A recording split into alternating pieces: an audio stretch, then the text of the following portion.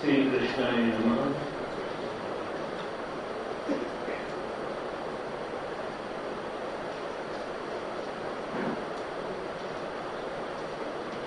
સાચ અતિદૂરતરા યતઃ સાંગકરણમ ન સંભવતિ.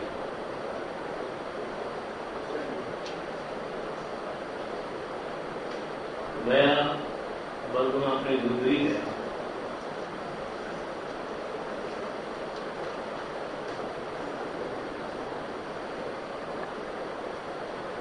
કે મનુષ્યની અભિલષિત વસ્તુ ઇષ્ટ પદાર્થ, એની ઉપલબ્ધિ ગમે તેવું ભાગ્ય સારું હોય છતાં પણ જ્યાં સુધી પાપ બાબત બને છે એ ઉપલબ્ધ થતું નથી.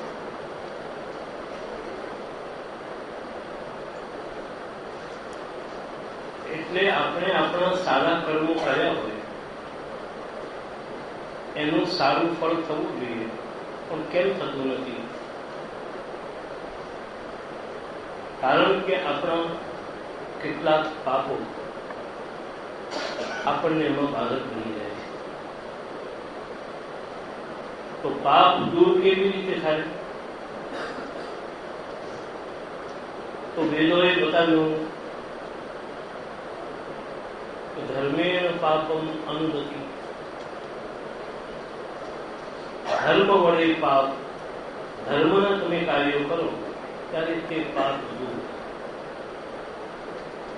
કરેલા અસત કર્મના અસત ફલોની નિવૃત્તિ એ યજ્ઞ, દાન, તપ વગેરે ધર્મના કાર્યો કરવાથી એ દૂર થાય છે.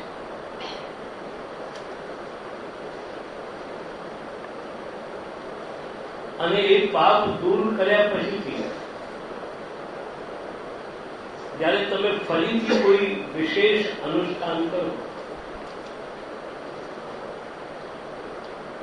આ તો એક સાધારણ તમને વાત બતાવું છું, એમ નથી કે તમે બધા બેસી જજો. તો ઘણી વાર ઘણા લોકો પંડિતજી પાસે જાય, મહારાજશ્રી પાસે જાય, વિદ્વાનો પાસે જાય, જાણકારો પાસે જાય અને એને પોતાની વિડંબણાઓ, દુઃખો એને જણાવે કે આ મારા કોઈ આફત આવી રહી છે. તો પેલા ભાઈ બતાવેલું કે કામ કર, આપણા શાસ્ત્રોમાં આ જો અનુષ્ઠાન જો કરવામાં આવે તો એનાથી તારી અનિષ્ટની નિવૃત્તિ થાય.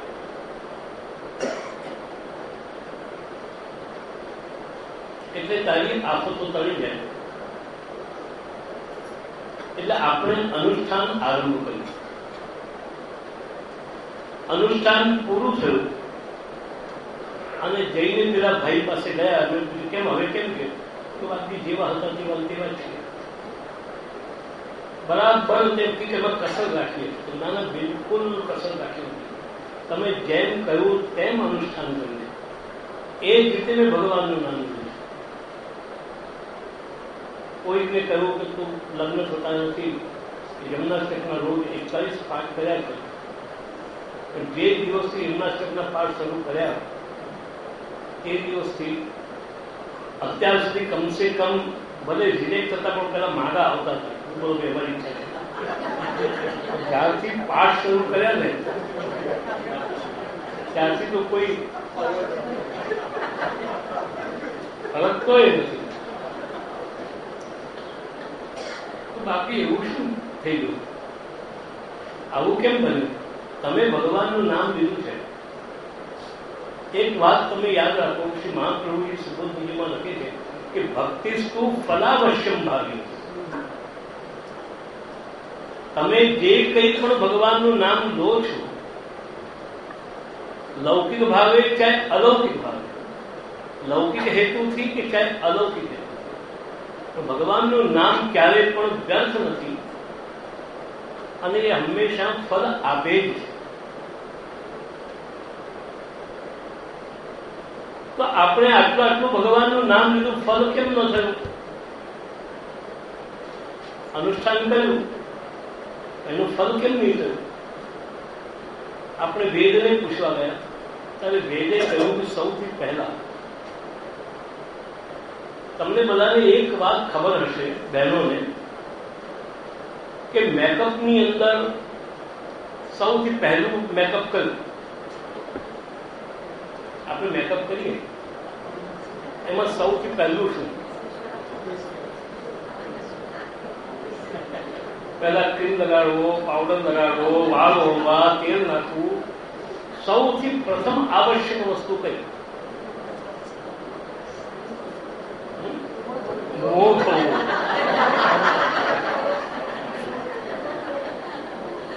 તમે મોઢું ધોયા વિના જો મેકઅપ કરો તો જે હતા ને એના કરતા બુરા લાગે.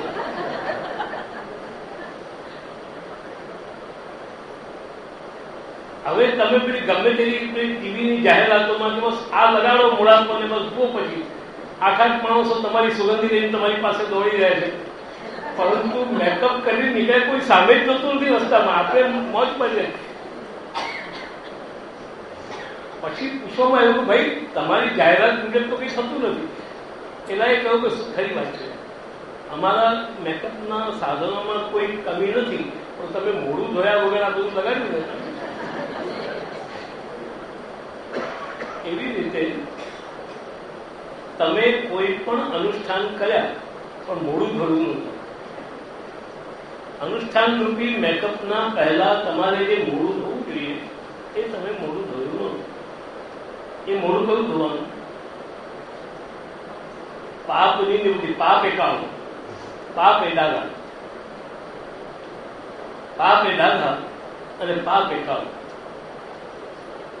તો જ્યાં સુધી તમે એને બરાબર પોતે નહીં નાખો અને કાઢી નહીં નાખો, એના વિના તમે અનુષ્ઠાનનો મેકઅપ કરો તો એ કોઈ સૌંદર્ય ચહેરામાં ઝળકે નહીં.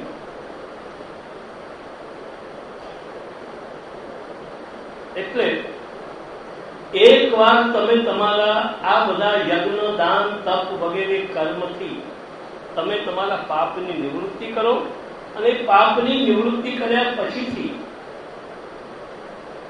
તમે જો કોઈ વિશેષ પ્રકારના વૈદિક શાસ્ત્રીય અનુષ્ઠાનાદિ ધર્મના કાર્યોને કરો તો ત્યારે એ તમને શુભ ફળ આપે.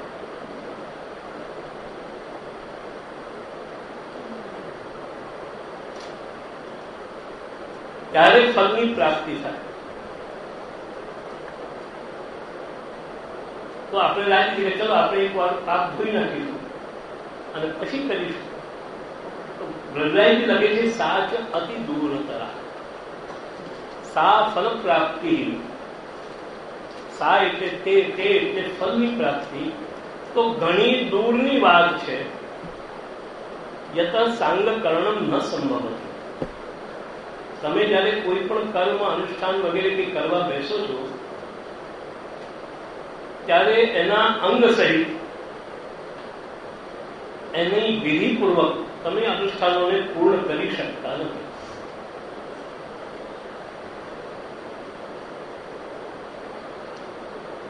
કેમ નથી કરી શકતા? કારણ કે એના જે બતાવેલા જે સાધનો છે, એક આયુર્વેદની અંદર એક બહુ પ્રસિદ્ધ વાત છે, અને એક ઔષધિ આયુર્વેદમાં બતાવવામાં આવી છે. એ ઔષધિનું નામ છે અદૃશ્ય ગુટિકા. એ ઔષધિનું નામ છે અદૃશ્ય ગુટિકા. એટલે કે એ ગુટિકા તમે મોઢામાં નાખો એટલે તમે અદૃશ્ય થઈ જાઓ, બીજાઓને દેખાવ નહીં. આની ઔષધિ કહેતો.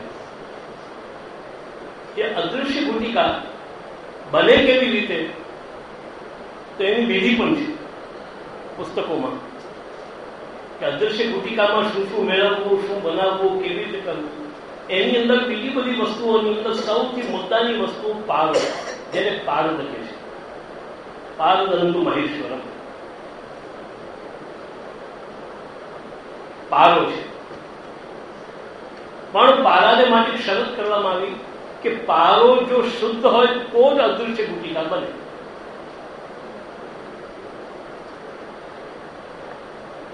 એટલે હવે પારો શુદ્ધ કેમ બને? તો કે એને અગ્નિનો સંસ્કાર કરો. પણ વાત એ છે કે જ્યાં અગ્નિનો સંસ્કાર કરો છો પારો ઉડી જાય છે. એટલે આટલા વર્ષો થયા આપણે જાણીએ છીએ, વિધિ લખેલી છે, છપાયેલી છે, સમજેલી છે, છતાં પણ એ અદૃશ્ય ગુટિકાનું નિર્માણ વૈદ્યો કરી શક્યા નથી હોવા છતાં. કારણ કે પારાને શુદ્ધ કરવાનો, પારો શુદ્ધ થવો જોઈએ, પણ શુદ્ધ થાય કેવી રીતે?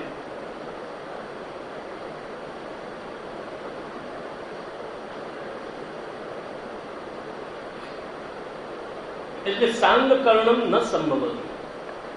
તમે જયારે કોઈ પણ કર્મ કરવા જાઓ છો ત્યારે કર્મની અંદર એક એવી વસ્તુ છે કે એક પણ અશુદ્ધિ એ તમારા કરેલા સર્વ કર્મોનો નાશ કરવા માટે શક્તિમાન છે. તમે દુનિયાની બધી જ વાતોમાં સોરી, માફ કરજો, ભૂલ થઈ ગઈ બોલી શકો છો, તમને અધિકાર છે. કોઈને પગ લાગી ગયો, સોરી, બીજું શું કહીએ? કોઈ વાત બોલાઈ ગઈ, સોરી હું ખોટું નહીં લગાડતો, નહીં લાગતો, બધામાં સોરી ચાલે. પણ તમે જયારે પહાડ ચડી ગયા હો ને એક પગ ચૂકી ગયા, હવે તમે કોને સોરી કહેવો? પડતા પડતા તમે કોઈ સોરી આવો મારાથી પગ ચૂકાઈ ગયો, ભાઈ સોરી કઈ કહેવાની જરૂર નથી, ચૂકાઈ ગયો તેનો વાંધો નથી, પણ હવે એનો જે માથાપૂર ભોગ છે એ પકડી લો. એવી રીતે કર્મ એક પણ અશુદ્ધિને સહન કરી શકતો.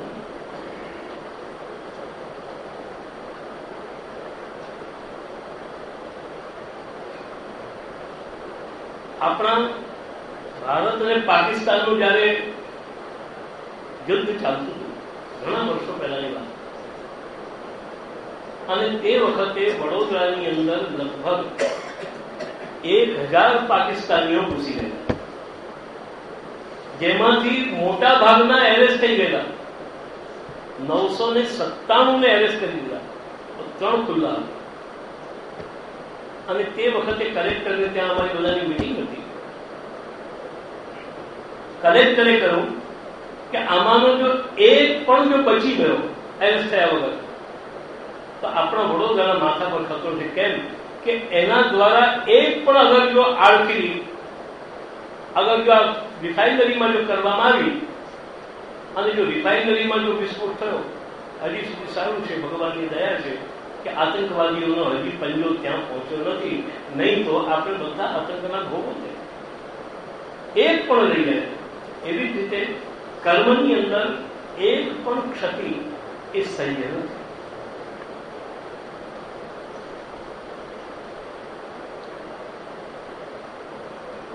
એક ભાઈએ બનેલી ઘટના કહું છું. એના છોકરાની બહુ મારી ગઈ, આખો દિવસ એનું શરીર ગળાતું જાય, એનું વજન ઉતરતું જ જાય. ઘણી બધી દવાઓ અને ઉપચારો કર્યા પણ કંઈ નહીં મળ્યું. આગળ હંમેશા એટલું યાદ રાખ્યું કે જયારે કંઈ નહીં મળે ત્યારે પછી એના પગ મંદિરમાં અને મહારાજો પાસે વળે. અને આજના જમાનાની અંદર જયારે લોકો ડોક્ટરોથી થાકે ત્યારે પછી વૈદ્યનું આશ્રમ પકડે. વૈદ્યને ત્યાં કોણ જાય? 999% જયારે પોસિબિલિટી લાઈફની ખતમ થઈ ગઈ હોય, એક કેસ વૈદ્યના હાથમાં આવે. આ વૈદ્યો જ્યાં દુનિયામાં જે બદનામ થાય છે એનાથી થતું થાય કેવી રીતે? કેસો જેવા પહોંચે.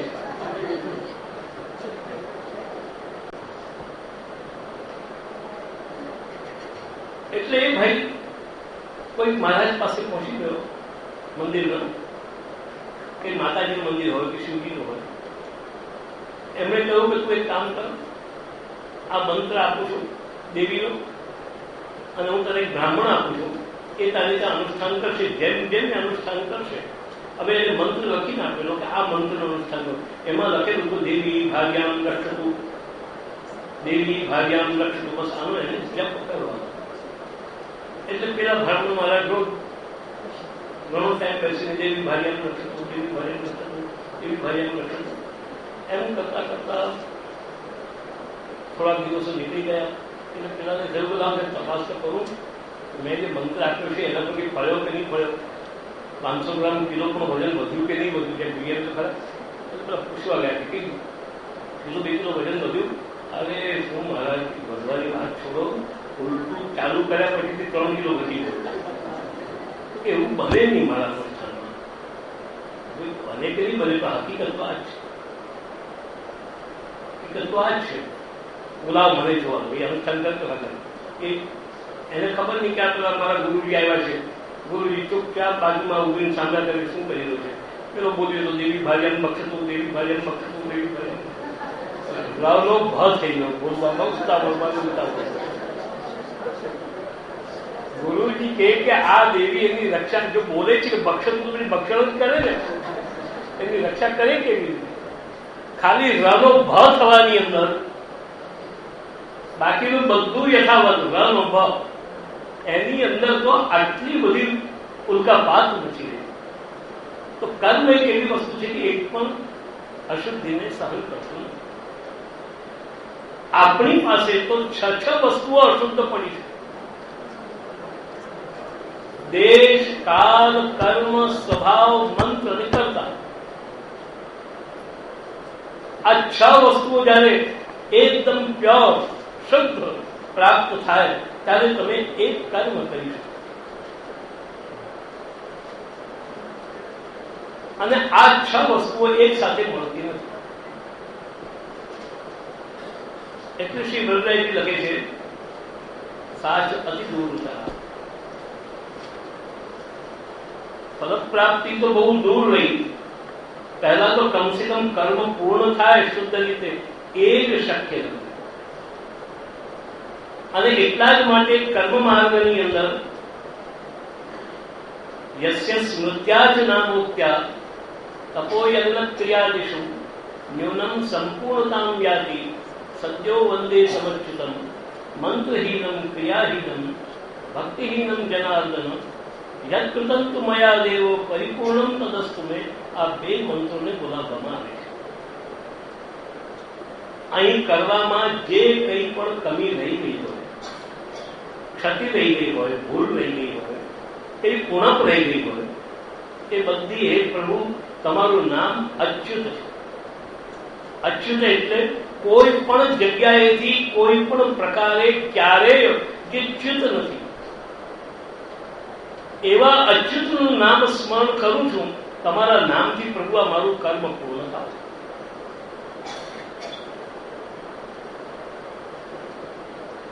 ભગવત સ્મરણે નહીં તત્વ પૂર્ણ.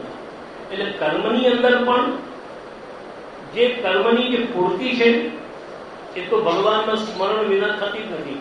અને જે થાય છે તે ભગવાનના સ્મરણથી જ થાય છે. 100 જણા મળીને ગાળું ખેંચી રહ્યા હતા પણ ખેંચાતું નહોતું. પછી એક પહેલવાન આવ્યો ને એને એક ઝટકામાં ગાળું ખેંચી કાઢ્યું. પૂછ્યું ભાઈ આ ગાળું કોણે ખેંચ્યું? અમે 101 જણાએ મળીને ખેંચ્યું. એવી રીતે આ કર્મ તમને જે ફળ આપે છે, તમે અનુષ્ઠાન કરો, યજ્ઞ કરો, દાન કરો. તમે કોઈ આ દાન આપ્યું ને મને એનું ફળ મળ્યું, મેં આ યજ્ઞ કરાવ્યું ને એનું ફળ મળ્યું. મને તો સમજ નથી પડતી કે આપણા ભક્તિ માર્ગમાં પણ કોઈને આની લહેર ચાલી રહી છે, કારણ વિનાની. ઘડીકમાં આપણને ઠાકોરજી ઓછા પડે છે, ઠાકોરજીની સેવા અને દર્શન ઓછી પડે છે, અને ઠાકોરજીની સામગ્રી ઓછી પડે છે કે આપણે પુરુષોત્તમ મહાયાગ અને સર્વોત્તમ મહાયાગ વગેરે વગેરે બધા યજ્ઞોની અંદર કરો. તેમાંથી હું એમ કે વાંધો વિરોધ નથી કરતો, કોઈ ખોટું કામ કરું તેવું તો નથી. કોઈ પણ લિહાજથી તમે ભગવાનનું નામ લો છો એ ઉત્તમ છે. બલકે હું તો ત્યાં સુધી કહું કે તમે તમારા સ્વાર્થથી પણ લીધું તો ભગવાનનું નામ છે ને તે ઉત્તમ જ છે. વાત એ છે કે આપણે લોકો શા માટે કાહે કો તું દેહ દમત સાધન કરી મૂર્ખ જન વિદ્યમાન આનંદે ત્યજ ફિરત ક્यों અપાતે દોષ સબય દૂર કર ભક્તિ ભાવ યે હર. તો આપણે લોકો શા માટે આ બધાની અંદર દોડતા હોય છે? મને એની હજી સુધી જાણકારી મળી, પણ મને એવું લાગે છે કે જેમ જેમ સમય જઈ રહ્યો છે પુષ્ટિ શબ્દ કાયમ રહીને પુષ્ટિની વ્યાખ્યા, પુષ્ટિનો અર્થ ધીરે ધીરે બદલાતો જઈ રહ્યો છે. એમાં આજને દિવસે ભગવાનની આપણા પર કેટલી પુષ્ટિ છે. અગર એનું જો માપ તો કાઢવું હોય તો આપણે એટલું જ કાઢી શકીએ કે ભગવાનની આટલી પુષ્ટિ છે કે ભલે કોઈ પણ કારણ નહીં. જેમ પેલી શાયરી છે ને કે ખાतिर से या लिहाज से मैं मान तो गया पर झूठी कसम से आपका ईमान तो गया. ગમે તે નામે કારણે આપણે ભગવાનનું નામ લઈએ છીએ અને ભગવાનના નામ પર ભેગા થઈએ છીએ, તેટલી પુષ્ટિ કૃપા ભગવાનની આપણા પર છે. મુંબઈ હતો હું અને કાંદીવલીમાં અમારા પ્રવચન ચાલતા હતા ભુરાભાઈ હોલની અંદર, અને મને એક વ્યક્તિ આવીને પ્રશ્ન પૂછ્યો. મને કીધું મહારાજશ્રી હું આપને માટે નથી કહી રહ્યો, હું તમે મારે માટે કેવું તો કહી શકીશ. તો ના, આપને માટે નથી કહી રહ્યો, પણ હું બોલવાને ખાતર બોલું છું કે પહેલા મહાપ્રભુજી, ગુસાઈજી, હરરાયજી, પુરુષોત્તમજી જેવા મહાન આચાર્યો થઈ ગયા. હવે એમના આજે 500 વર્ષ પછી તમારા જેવા બધા કેમ સંતાનો પાકી છે? હવે મને કહ્યું કે આને શું જવાબ આપવો જરૂરી. એટલે મેં એને જવાબ આપ્યો કે વાત એવી છે કે તે દિવસે કૃષ્ણદાસ, દામોદરદાસ, સૂરદાસ જેવા બધા વૈષ્ણવોનો જન્મ થયો હતો.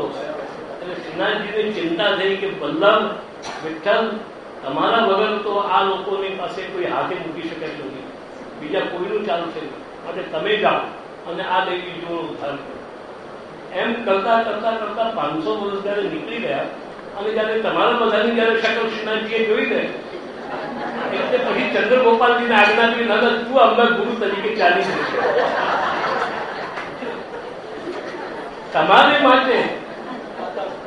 તમારા માટે મહાપ્રભુજી કે ગુસાઈજી પ્રગટ થવાની કોઈ જરૂરિયાત નથી. એને માટે હું સફિશિયન્ટ છું.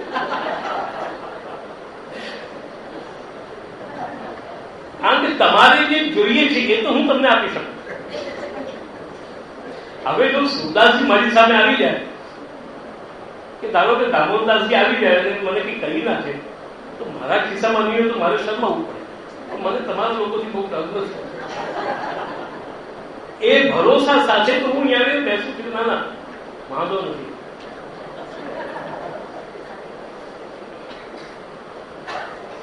એટલે ભગવત સ્મરણે નહીં હોતા પૂર્ણતા, ત્યાં પણ ભગવાનના સ્મરણથી પૂર્ણતા છે. અન્યથા વિધિશેષત્વં ભવત્યેવ.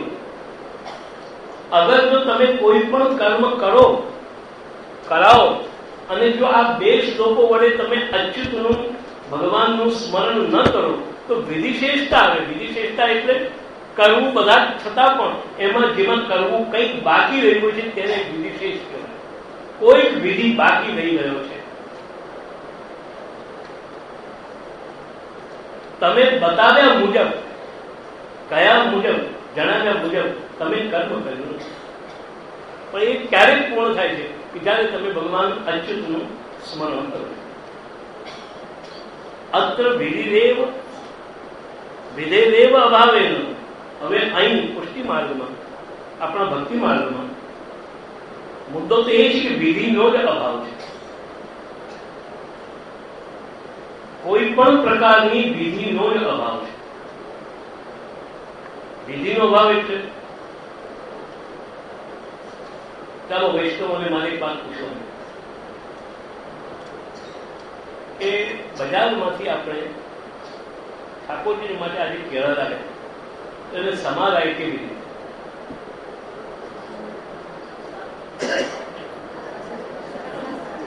આશા કરવાનું, સમારવાની ટાઈપ શું, એનું શેપ કેવો, કેળાને ઊભા સમારાય, આડા સમારાય, વાંકા સમારાય, કેવી રીતે સમારાય? ઓ એમ બોલો. એક વાત નક્કી છે કે ગોળ સમારવું વિધિ છે. હવે તમે વિદુજીની પત્નીને પૂછો કે તમે કેવા સમારેલા કેળા? વિદુની પત્ની ને જઈને પૂછો કે તમે જે કેળા ઠાકોરજીને અલોક આવ્યા એ કેવા સમારેલા, કે જે ભગવાનને બહુ ભાવ્યા, અમારે પણ એવા સમારવા છે.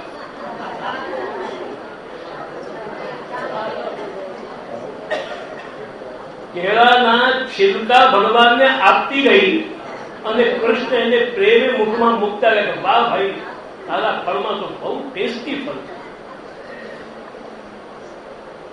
અત્ર વિધે રેવ અભાવ. મુદ્દો તો એ છે કે અહીંયા વિધિનો જ અભાવ છે. અને મને આશ્ચર્ય થાય છે કે વૈષ્ણવ વધારે વિધિમાં જ પડી રહે. વિધિનો અગર જો બીજો અર્થ જો આપણે કરવા જઈએ તો ફોર્માલિટી. આપણે જે કંઈ પણ કરીએ છીએ ને એ બધું ફોર્માલિટી. પ્રેમથી કરીએ તો પ્રેમથી તો કંઈ કરતા નથી, માટે આપણે જે કરીએ છીએ એ બધું ફોર્માલિટી. અત્ર વિધેયનો અભાવ. આ પુષ્ટિ માર્ગની અંદર વિધિનો અભાવ છે. ભક્તિ માર્ગની અંદર વિધિનો અભાવ છે. તમે મરા બોલો તો મરણ મળે કે બીજું કંઈ મળે, અને છતાં પણ મરા બોલીને અગર જો સમર્થ ઋષિ બની શકાય છે તો એ આ ભક્તિ માર્ગનો વિષય છે. પુષ્ટિ ભક્તિ પણ જોડો, મર્યાદા ભક્તિમાં પણ મરા રામ બોલ. નારદજી કહ્યું પેલા ડાકુને, મેં તો મારા જિંદગીમાં બધાને માર્યો કાપ્યો, બસ હું આ જ બોલતો આવ્યો છું. એટલે મારાથી રામ શબ્દ જ નથી નીકળતો. કઈ વાંધો નહીં. નારદજી જાણતા કે ભક્તિ માર્ગના આચાર્ય છે નારદજી. એટલે કઈ વાંધો નહીં, તો એક કામ કરતા મરા આવડે કે મરા બોલશે. એક સંપૂર્ણ રટો લગાવે મરા શું બોલાવ્યું? મરા કઈ પણ બોલ. અત્ર વિધેય અભાવ. આ ભક્તિ માર્ગની અંદર અને તેમાં ખાસ કરીને પુષ્ટિ માર્ગની અંદર વિધિનો અભાવ છે. એક વાત પૂછું, આપણા ઠાકોરજીને રસોઈમાં કેટલું મરચું લગાય?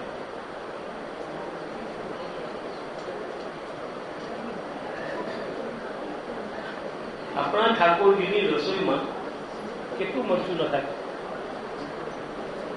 અને કયું વપરાય? ઉમટી, કશ્મીરી, કયું મરચું? દેશી, ભાવનગરી, ગોંડલી, તો કયું મરચું? કાઠિયાવાડમાં ગોંડલ ને ભાવનગરના મરચા બહુ પ્રસિદ્ધ છે. તો આપણે ઠાકોરજીની રસોઈમાં કયું મરચું વાપરવું ને કેટલું વાપરવું? બોલો જ નહીં.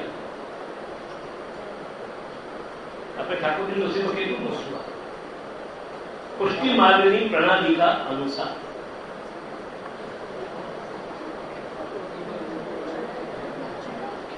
પુષ્ટિ માર્ગની પ્રણાલિકા અનુસાર આવે જ નહીં. મરચું તો નહીં વપરાય, મરચું નહીં વપરાય. તીખી રસોઈ નહીં ચાલે. મરી પણ આપણે વધારે વાપરીએ સહેજ, જો વધારે નાખી દઈએ તો પડી જાય તો ઠાકોરજીને સહાય નહીં. એટલે આપણી પાસે વિધિ આવ્યો, ઠાકોરજીની રસોઈમાં મરચું વાપરવું નહીં, ઠાકોરજીની રસોઈ તીખી નહીં કરવી જોઈએ, એવી પ્રણાલિકા છે. એ પ્રણાલિકાને પેલો અનુસરવા ગયો. પેલો બિચારો પહેલા બધું નાખતો હતો, પછી લોકોએ શિકાયત કરી. શ્રી ગુસાઈજી કહ્યું કે લઈ ઠાકોરજીની સેવામાં પીસો બેસ્ટ ડાલે. મેં તો ડાલું નહીં अपने पुष्टिमार्ग में ऐसा नहीं हो सकता. આટલી બાદ બીજે દિવસે રસોઈ કરી અને પોતાના પદે ધરી એકથી ઠાકોરજી આરોગ્ય મૂકીને ઉભા થઈ ગયા. અરે કઈ પણ આમાં મરી નહીં, મસાલો નહીં, તીખાશ નહીં, આવી રીતની રસોઈ જમાતી હશે. મને મારા ગુરુ કે હું તને કહું છું ને, વિશેષ દ્રષ્ટિ લાગના સ્યાદ અંતઃકરણ ગોચર. હું કહું છું મને મરચું ભાવે છે ના.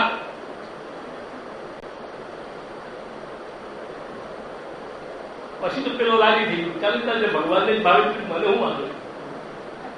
ફર્સ્ટ ક્લાસ તીખી તમનમથી મસાલેદાર એકદમ ધમધમાટ મસાલો બોલતો હોય એની અંદર. આ તો તમે લોકો ઠાકોરજીને એવું અલોગાવ્યું જાણે કે માધવો માણસ ખાતો તો બીમાર માણસ ન તો એમાં હિંગ હોય, ન એમાં જીરું હોય, ન એમાં મેથી હોય, ન એમાં મરચું હોય, ન એમાં કોઈ સ્વાદ હોય. આ તો એવું લાગે જાણે કે પેલી બીમાર માણસોની ચૂડી ખાઈ જાય છે. તારી વિધિ રે બાબા. પુષ્ટિ માર્ગમાં ઠાકોરજીને અમે કહું ને ઠાકોરજીને સહાય નહીં. ઠાકોરજીને શું નથી સહાતું, શું સહાય છે.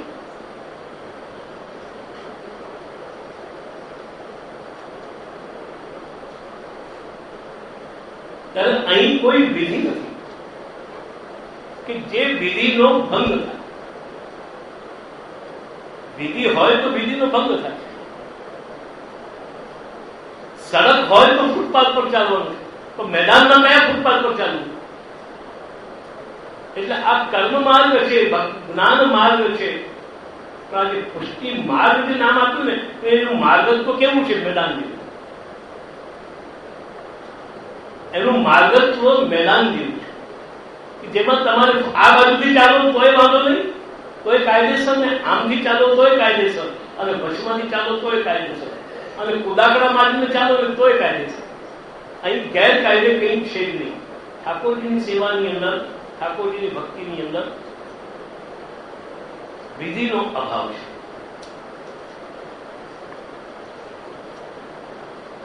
આ વિધિનો અભાવ છે એટલા માટે વૈષ્ણવોએ એનો કેટલો દુરુપયોગ કરી નાખ્યો. અહીંયા તો કઈ વિધિ નથી ને, આપણે તો ઠાકોરજીને મિશ્રી કરીએ તો ચાલે.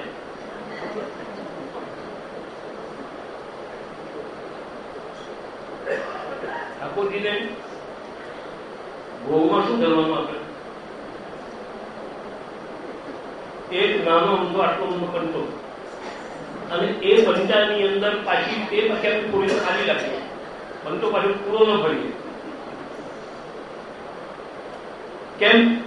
એ તો ભાઈ જે પ્રયત્ન કરીએ છીએ ઠાકોરજી અંગીકાર કરે છે.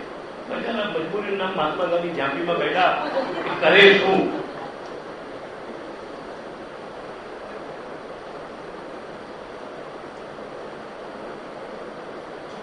ભજનસ્યૈવ ભાવાત્મકત્વેન.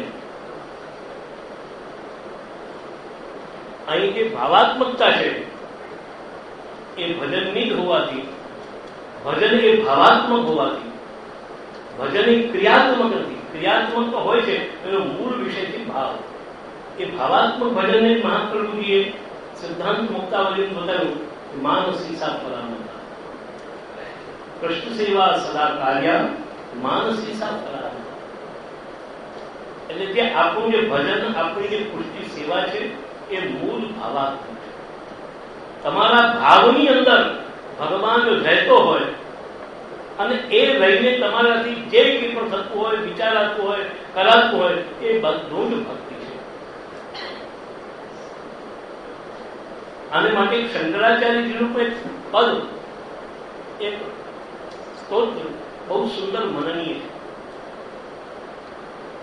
શંકરાચાર્યજી ભગવાનને પ્રાર્થના કરે છે પોતાના સ્તોત્રની અંદર કે હે ભગવાન, હું સુઈ જાઉં એ જ તમને દંડવત પ્રણામ. હું દંડવત કરું એ દંડવત નહીં, હું સુઈ જાઉં રાતના એ જ દંડવત. અને હું જે કંઈ પણ જમું એ તમારું નહીં. પોતાના માટે કંઈ પણ ન કરું. હું સૂતો અને મેં ખાધું એ આપણી લૌકિક ક્રિયા છે. પણ આપણા જો આની અંદર જો આપણા ભાવમાં જો પરિવર્તન થઈ જાય છે અને મન જો ત્યાંથી બદલાઈ જાય છે તો આપણું ખાવું ખાવું નથી અને આપણું સૂવું સૂવું નથી. એટલે મહાપ્રભુજી કહે છે કે માનસિક સાધના. આ શંકરાચાર્ય પણ એક માનસિક શીખ જતું. એટલે ભજન એ ભાવાત્મક હોવાથી એ જ ભજન જ ફલરૂપ છે.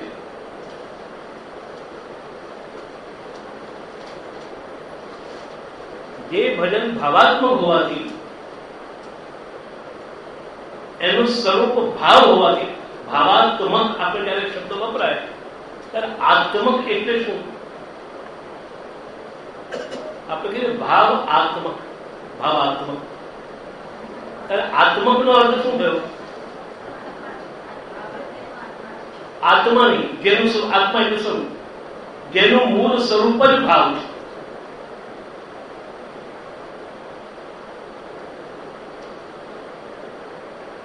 તમે બેન કેવા છો ખબર છે તમને? માનવાત્મક, મનુષ્યાત્મક. એટલે મનુષ્ય જ જેનું સ્વરૂપ છે.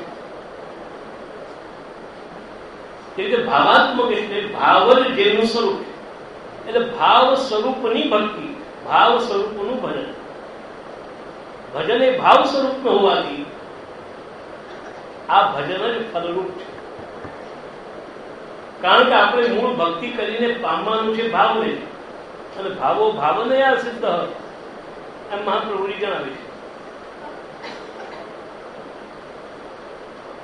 એટલે ભજન જે છે આપણું ફલરૂપ છે. અને ફલસ્યૈવ ધર્મોક્ત્યા, અને એ જે ભગવાનનું ભજન છે એ ફલરૂપ છે. એને જ મહાપ્રભુજી ધર્મ કહે છે કે સ્વસ્ય અયમેવ ધર્મ. સમજ્યા તમે? ભજન છે ભાવરૂપ છે, ભાવરૂપ ભજન છે. એ ભજન જ ફલરૂપ છે. અને ફલરૂપ ભજનને જ મહાપ્રભુજી આ ગ્રંથની અંદર સ્વસ્ય અયમેવ ધર્મ એટલે ભજનને જ ધર્મ ગણાવે છે. એટલે ફલને જ ધર્મ બતાવ્યો છે.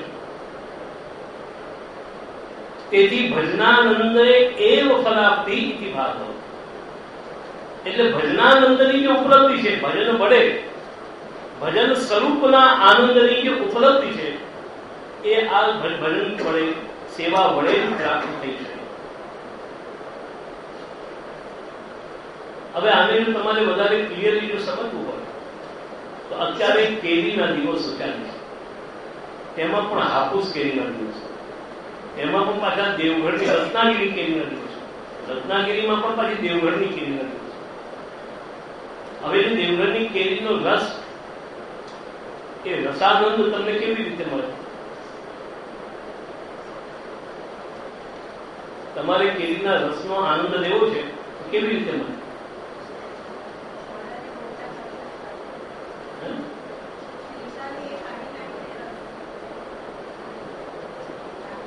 છિલકા તો કાઢી નાખે, ગોટલા કાઢી નાખે, આનંદ તો મળી ગયો. ચાલો ભાઈ ગોટલા કાઢી નાખે, છિલકા કાઢી નાખે, મને આનંદ મળી ગયો.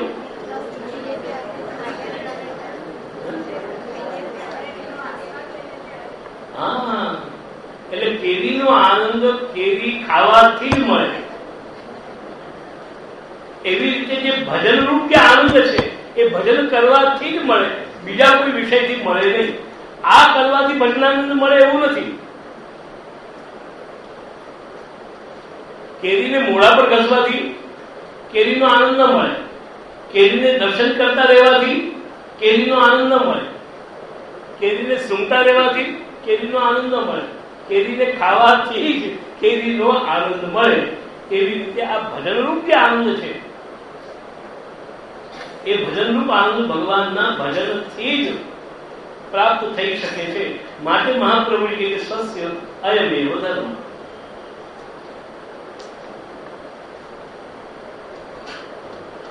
अतएव यदुकूल अमृताब्धि सुधादि भीति ना अगादि ये यथा माम प्रपद्यन्ते ताऊ तथैव भजाम्यहम् इति. અને તેથી ભગવાન શ્રી કૃષ્ણે ભગવદ ગીતાની અંદર આ વાત જણાવી કે જે યથા મામ પ્રપદ્યન્તે તાઉ તથૈવ ભજામ્યહम्. જે લોકો મારું જે પ્રકારે ભજન કરે છે હું પણ તેને તે રીતે કરું છું.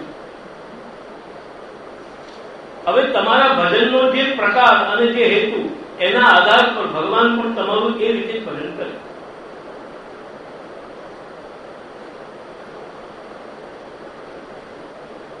તમે ભગવાનની પાસે આમ માથું ઝુકાવો તો ભગવાન તમારું ભજન કેવી રીતે કરે? તમે આમ માથું ઝુકાવ્યું, હવે ભગવાને તમને ભજન કરવું છે, આ તમારું ભજન કરવું, ભગવાન કેવી રીતે ભજન કરે? આશીર્વાદ. તમે ભગવાન પાસે કોઈ પણ કારણને લઈ અને ભગવાનનું ભજન કર્યું તો ભગવાને તમારું ભજન કેવી રીતે કરવાનું?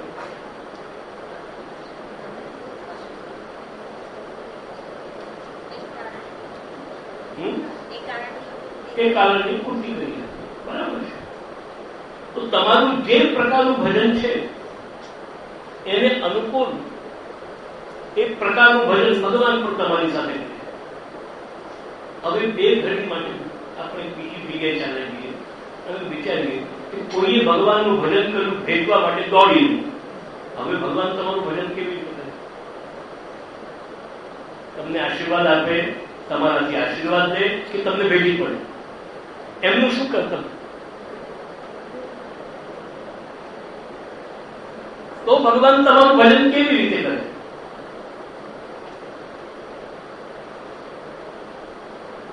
ભગવાન કે ये यथा माम प्रपद्यन्ते तांस तथैव भजाम्यहम्. તમારી પ્રપત્તિનો જે પ્રકાર છે, તમારા ભજનનો જે પ્રકાર છે તે પ્રકારનું ભજન કરું છું. તો જેટલી તમારી ભગવાનને માટે મળવાની અને ભગવાનની સાથે લાગવાની જેટલી તમારી આરતી છે, અર્થાત કે ભગવાનના સ્વરૂપથી જ સંતોષ થવો, એનાથી ઉતરતી કોઈ પણ વસ્તુ જીવનમાં નથી.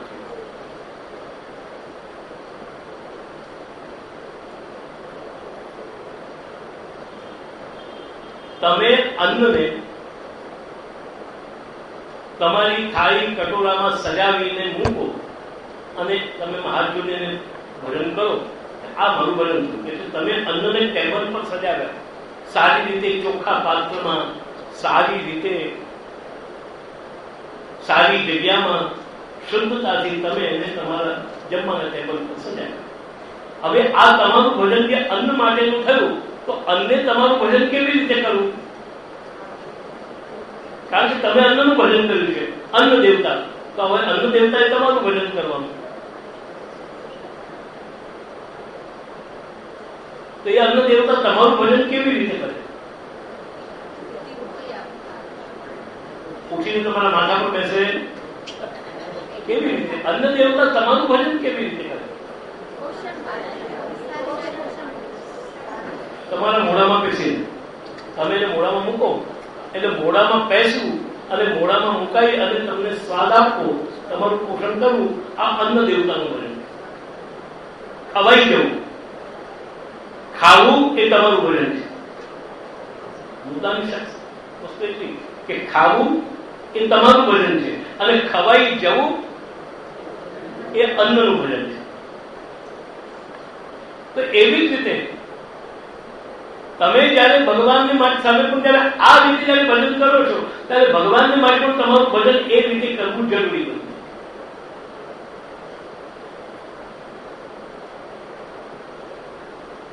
તમે જેવા ભાવે ભગવાનનું ભજન કરો છો, ભગવાન તે રીતે કરે છે. કર્મ માર્ગની અંદર જે વિધિથી હીન એટલે કે વિધિ વિનાનું, વિધિથી વિપરીત કંઈ પણ કરવામાં આવે છે, એ ધર્મ ક્યારેય પણ કોઈ પણ વસ્તુને સિદ્ધ કરતો નથી. જ્યાં તમે દુનિયામાં કોઈ પણ જગ્યાએ જાઓ, બતાવેલો વિધિ જ્યાં સુધી પૂર્ણ કરવામાં ન આવે ત્યાં સુધી એ વસ્તુ પૂર્ણ બનતી નથી. તમે પરીક્ષા આપી, બહુ સારું પેપર નથી, 100માં 105 ગુણાંક તમને આપવા પડે એવી પરિસ્થિતિ તમે સર્જી, પણ તમે પરીક્ષામાં પાસ ક્યારે કહેવાનું?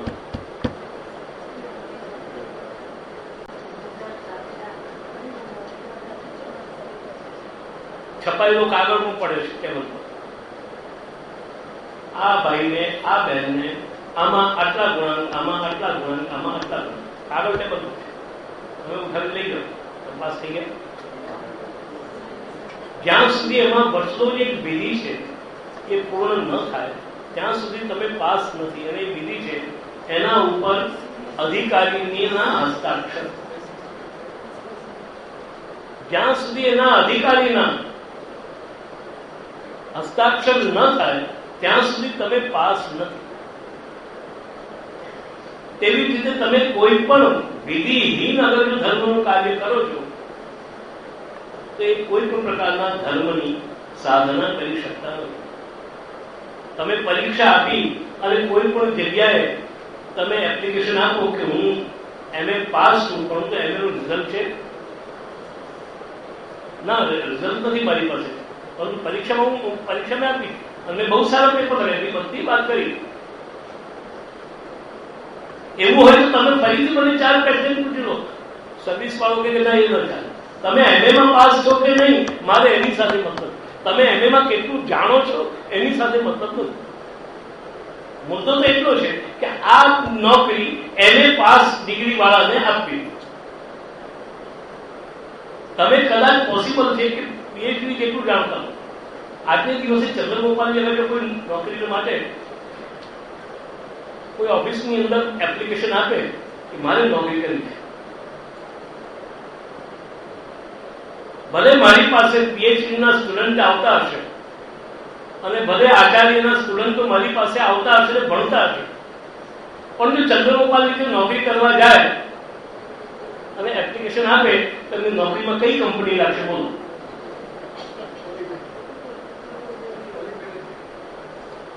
ત્યાં મારી કેટલી જાણકારી છે, કેટલું જ્ઞાન છે કે કેટલું નથી એની સાથે સંબંધ નથી. નોકરીને માટે જરૂરી છે કે મારી પાસે સર્ટિફિકેટ છે કેમ, તો એનો હું પુઅર છું. આ દિન સુધી મહાપ્રભુજીના વંશમાં પેદા થયો છે તે સિવાય બીજું કોઈ સર્ટિફિકેટ મારી પાસે નથી.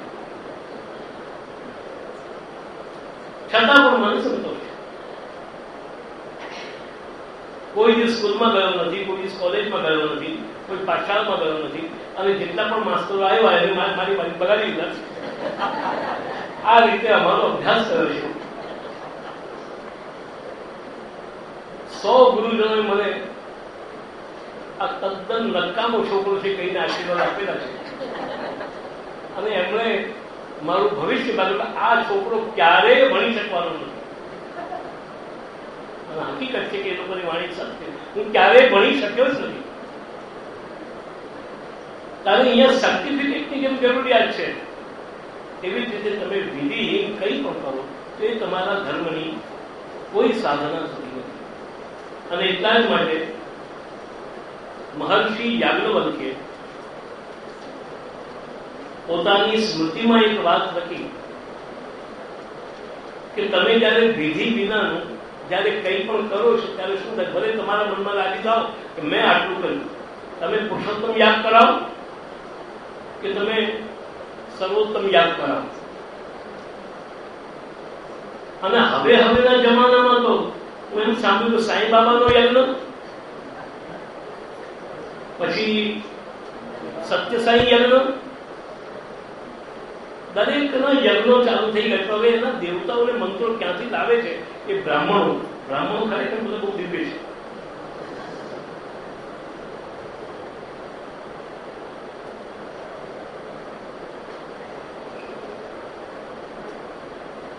એટલે જે તમે કર્મ કરાવો છો એમાં જો વિધિ પૂર્ણ ન થઈ હોય તો એ કર્મનું ફળ શું અને ક્યાં જાય છે એને મહર્ષિ યાજ્ઞવલ્ક્ય કહે છે.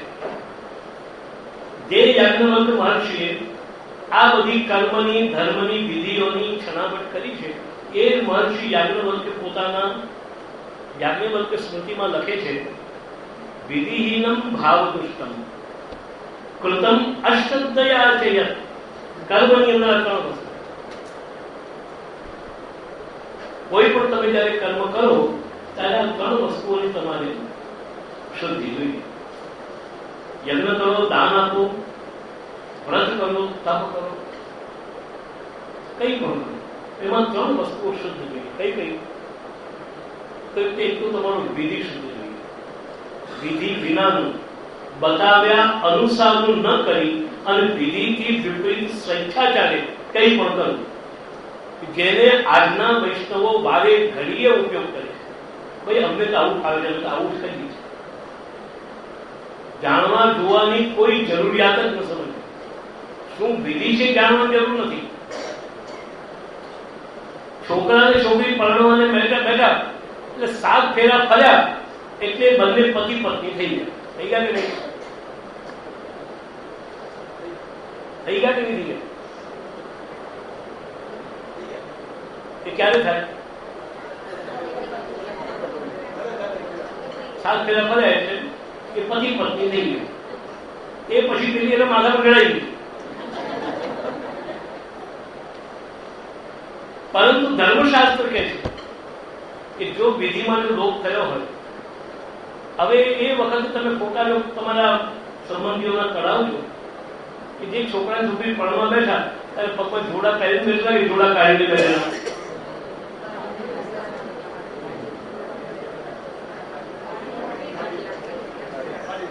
મોટા ભાગના લોકો પહેરીને બેસે. બીજી વાત કે તમારા જે બોલાવેલા સગા સંબંધીઓ એની અંદર પીરિયડ વાળી સ્ત્રીઓ કેટલી હતી ને કેટલી નહોતી, બોલો તમને ખબર છે?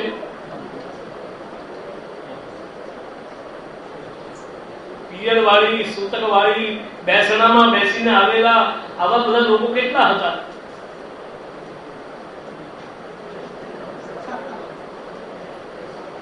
છોકરીની પાછી બધી ફ્રેન્ડો એની આજુબાજુમાં વીંટળાઈને બેસે. હવે એ ફ્રેન્ડોની અંદર કોણ પૂછવા ગયું છે કે તું કઈ ટાઈપની છે ત્યારે? એટલે આને વિધિહીન કહેવાય. વિધિ વિનાનું, નિયમ વિનાનું,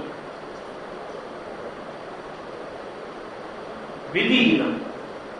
આ પહેલી અશુદ્ધિ. પછી બીજે નંબરે ભાવ દુષ્ટમ.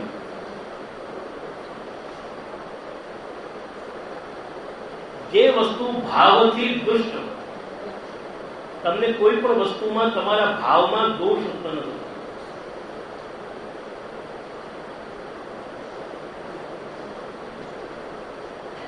ભાવ દોષ એટલે જે જગ્યાએ જે વિધિ છે એ વિધિના અનુસાર એમાં તમને કોઈ પણ જગ્યાએ એના પદાર્થમાં કે એના વસ્તુમાં તમને ભાવ દોષ ઉત્પન્ન થાય. હવે એક તમને બીજી વાત કહી દઉં કે તમારા બધાના લગ્નમાં જે મધુપર્ક કરવામાં આવે છે, આ મધુપર્ક શું છે ખબર છે તમને? બ્રાહ્મણો બોલે છે મધુપર્કો મધુપર્કો મધુપર્ક, અને બોલે એટલે બહુ સારું લાગે. તરત જમાઈલા ટાંકલા આગળ કાઢે અને સાસુની પગ ધોવા બેસી. પણ મધુપર્ક એટલે શું? જમાઈની પૂજા, જમાઈના પગ ધોવા, એને મધુપર્ક. મધુપર્ક એટલે ખરેખર પોતાના રાજાને અપાય, પોતાના ગુરુને અપાય, અતિથિને અપાય અને એ તરીકે જમાઈને અપાય, એવી રીતે પોતાના આચાર્યને અપાય. એમ 5 જગ્યાએ મધુપર્ક કરાય છે. એવું નથી કે લગ્નમાં જ કરાય છે. હવે મધુપર્ક એટલે શું? મૂળ એની અસલ વિધિ. તો એ અસલ વિધિની અંદર મધુપર્ક એટલે એક સ્પેશિયલ જાતનો બળ. એક સ્પેશિયલ જાતનું બળ એટલે પાછળનું. એને યજ્ઞની અંદર હોમવામાં આવે. જે યજ્ઞ હોય એમાં હોમ્યા પછીથી એના 5 જગ્યાના અવશેષોને કાઢી લઈ એને પકાવી યજ્ઞમાં અને એ પ્રસ્તુત કરાય, એ બધું કરે.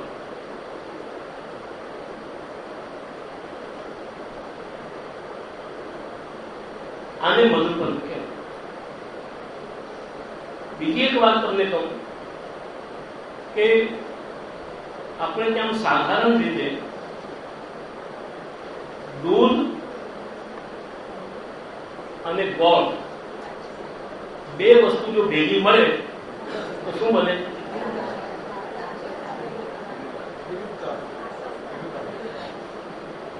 તો આ જ વાત છો, બને શું? દારૂ મને બોલો છો, મદિરા, દૂધ અને ગોળ ભેગા પડવાથી મદિરા બને. બરાબર? એટલે પૂછી મદિરા બની ગઈ. જો મદિરા બનાવી તો આ રીતે બનાવી શકાય છે. કોઈ એને દારૂ ન મળતો હોય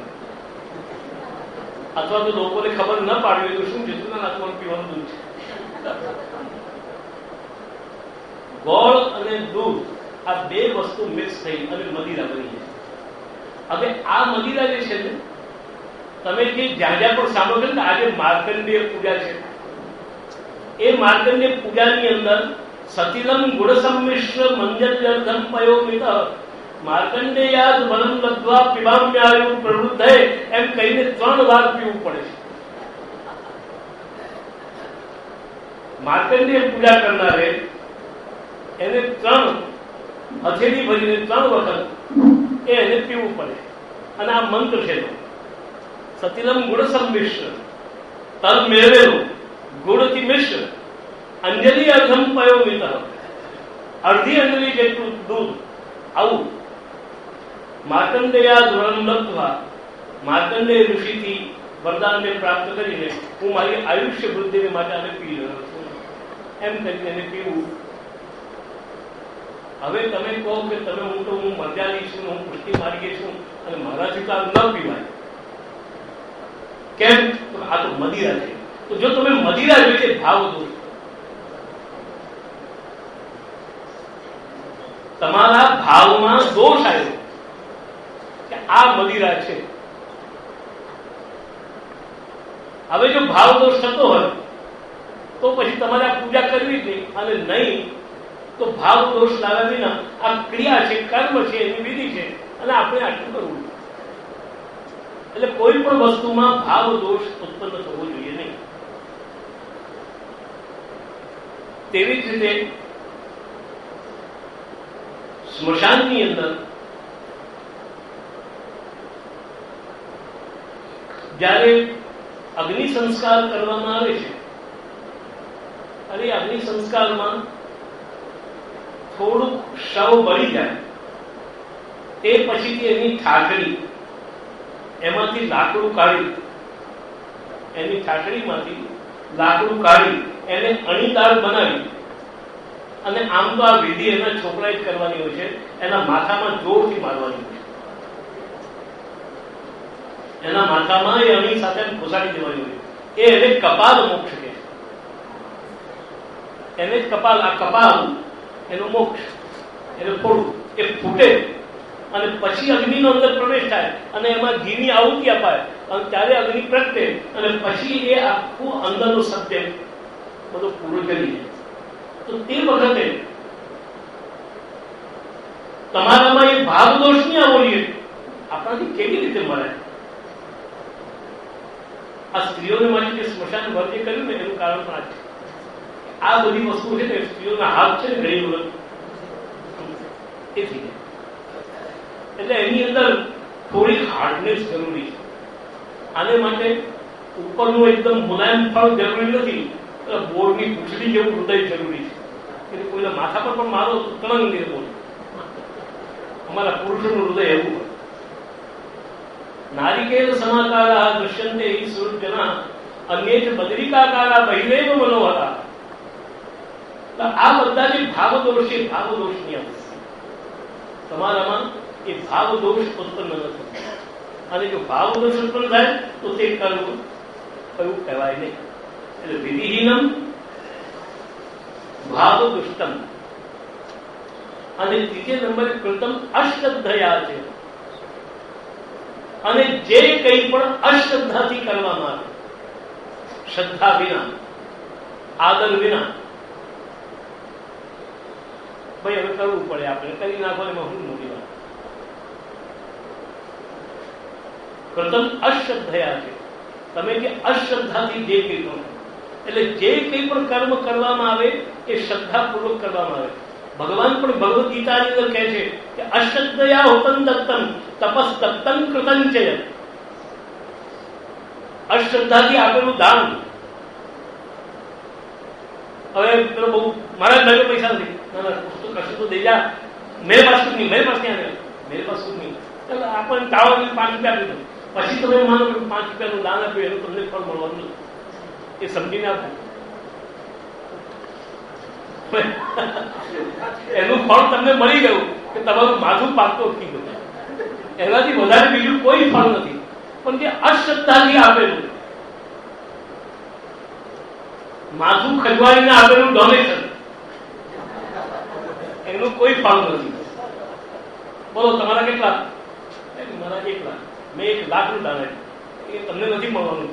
કારણ કે અશ્રદ્ધયા ઉત્તમ તપસ્તમ કૃતં છે. તમે કોઈ પણ કર્મ કરો તેની અંદર તમારી શ્રદ્ધા, તમારી નિષ્ઠા એની અંદર સૌથી પહેલી હોવી જોઈએ. આ 3 વસ્તુ ન હોય, વિધિહીનમ ભાવદુષ્ટમ કૃતમ અશ્રદ્ધયા છે, તો આવું જો કોઈ લોકો જે કર્મ તો કરે છે તો એ કર્મ જાય છે ક્યાં? એનું ફળ તદ્હરંતી અસુરાહ તસ્ય. ભગવાને આસુરોને વરદાન આપી રાખ્યું છે કે આવા જેટલા પણ કર્મો કરનારા હોય એનું બધું ફળ તમારે લોકો હરે લઈ લો. આવું જે કર્મ જે પણ લોકો કરે એનું જે ફળ છે એ તમારે હરીને લઈ લો. એ બધું તમને મળે. એટલે તમે જે અશ્રદ્ધાથી, ભાવદોષથી અથવા તો વિધિહીન જે કર્મ કરો છો એનું ફળ પેલા આસુરોને પ્રાપ્ત થાય છે. મતલબ કે આસુરી શક્તિ અને આસુરી વૃત્તિનો વધારો થાય છે. તમને આ કરવાથી તમારામાં દૈવી વૃત્તિનો કે દૈવી સ્વભાવનો કે દૈવી અંતઃકરણનું સંપાદન થતું નથી, પણ તમારી અંદર એક આસુરી વૃત્તિનો જન્મ લે છે. એટલા જ માટે તમે જોઈ લો માથા કડવાઈને ડોનેશન આપનારાઓમાં અહંકાર કેટલો વધેલો હોય છે. આ આસુરની તો બીજો શું?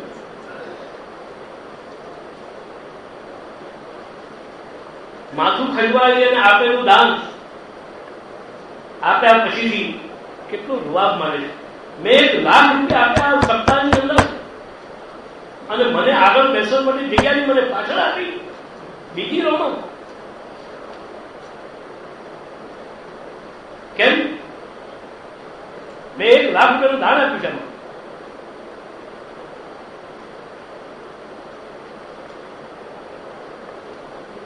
ઘણી વખત આપણે પૈસાના જોર ઉપર આપણે કરીએ સેવા. આપણે શું કર્યું? મેં 50,000ની સેવા કરી. મેં શું કર્યું? 50,000નો હું મનોરથી આપણે યાત્રામાં ગયા, બ્રજ યાત્રામાં, વલ્લભપુરની યાત્રા. વલ્લભપુરની યાત્રામાં ગયા એટલે ત્યાં ગઈ બધી વ્યવસ્થા થતી. આ ખર્ચો કેમ કાઢવો, આ ખર્ચો કેમ કાઢવો, પ્લાન બધા મુકાય ખર્ચા પોતાનો સમાન. બે હવે કુલવાળો 56 મૂક્યો, એનો ખર્ચો કેમ કાઢો? 4 મણોથી શોધો. 4 મણોથી શોધ્યા 1 લાખ રૂપિયાના. હવે 1 લાખ રૂપિયા 4 મણોથી શોધ્યા એટલે આપણે એને મનોથી મળે. આપણે શું મેં 1 લાખ રૂપિયાની ગિરિરાજજીના કુંડવાલામાં સેવા કરી, પણ એ સેવા કરીને એનું ફળ શું મળ્યું અમને? નહીં. અમારે માટે બધી વીઆઈપી ટ્રીટમેન્ટ જોઈએ. અમારે માટે બધી વીઆઈપી ટ્રીટમેન્ટ જોઈએ. અમે 1 લાખ રૂપિયાનું દાન આપ્યું ને અમારા પાલની અંદર પલંગ નહીં. અમે 1 લાખ રૂપિયાનું દાન આપ્યું અને અમારા પાલની અંદર પાણી પણ નહીં.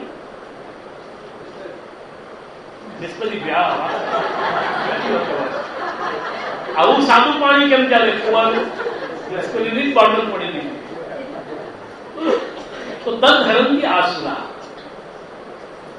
તમે અશ્રદ્ધાથી જે કંઈ પણ આપો છો, કરો છો, એનું પરિણામ તમારામાં આસુરી વૃત્તિ એ વધારે પનપે છે, એ વિકાસને પામે છે.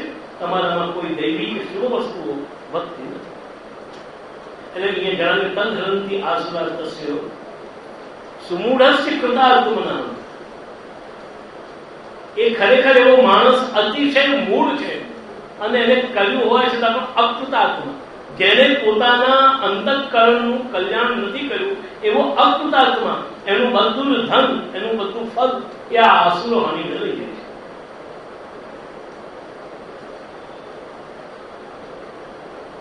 હવે આ બધી ચર્ચાને એક બાજુ પર મૂકી અને હવે શ્રી ભદ્રાઈજી નવેસરથી નવો ઉપક્રમ કરી અને ધર્મ શબ્દની વ્યાખ્યાને સમજાવ્યા.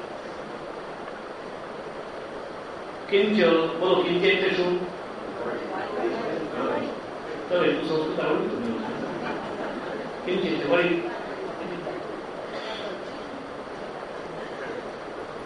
ભક્તાનામ ભગવાન એવ ઇષ્ટ તત્પ્રાપ્તિશ્ચ ન અન્ય ધર્મે ભવ. ભક્તો જે સાચા અર્થમાં જે ભગવાનના જે ભક્તો છે,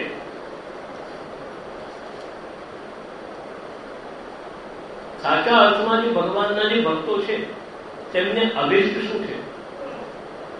એમનું ઇષ્ટ કયું?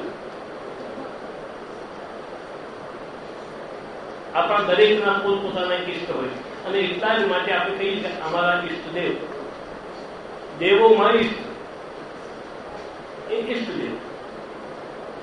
બોલો ભાઈ, તમારા ઇષ્ટદેવ કોણ?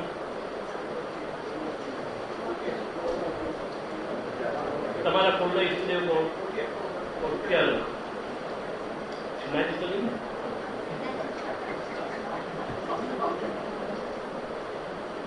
એવી રીતે બધાને બોલી જાય અલગ અલગ, તો દરેક ઇષ્ટદેવો કોણ કોણ? મીરાબેન, તમારા ઇષ્ટદેવ કોણ?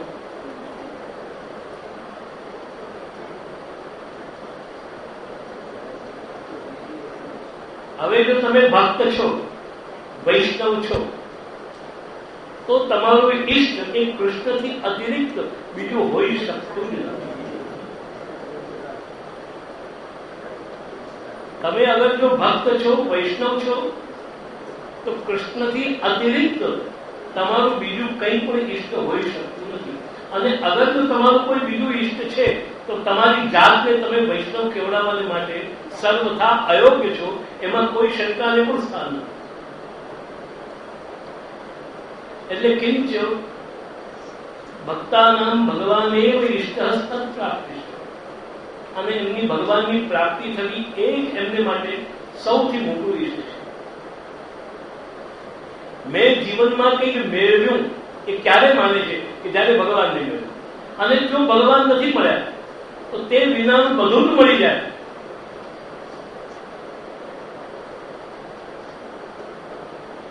બધું જ મળી જાય તો મળવા છતાં પણ મને મળ્યું છે એવું ફીલ જ થતું નથી.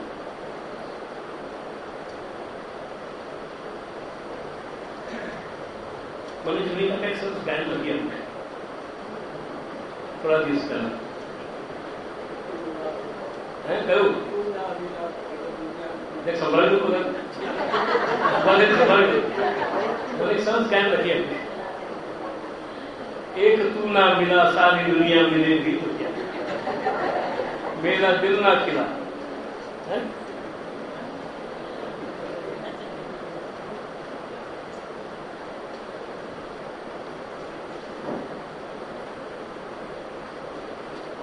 એટલે ભગવાનની પ્રાપ્તિ એમને માટે ઇષ્ટ પ્રાપ્તિ છે, ન અન્ય ધર્મી ભવતી.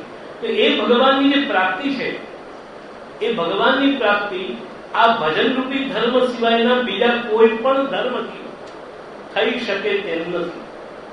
ભગવાનને પ્રાપ્ત કરવા માટેનો આ એક જ માત્ર માર્ગ છે કે જે ભગવાનનું ભજન એ ભગવાનને પ્રાપ્ત કરે.